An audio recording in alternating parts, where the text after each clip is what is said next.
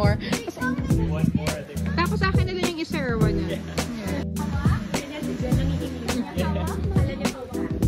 Good strategy. Yep.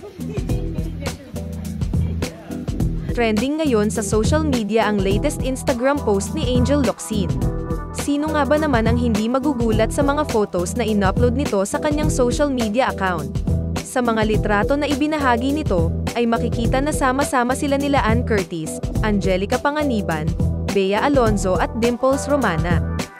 Ayon sa balita ay nagkasama-sama ang mga showbiz queens nitong linggo lamang sa bahay ni Angel.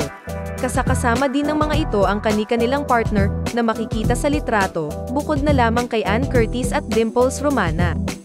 Matagal na hindi nagkasama-sama ang matatalik na magkakaibigan, dulot na din ng pandemya at dahil na din marahil abala ang mga ito sa kanilang buhay pamilya. Madaming mga fans naman ng mga ito ang humihirit na sana nga daw ay gumawa ng pelikula ang mga ito ng magkakasama.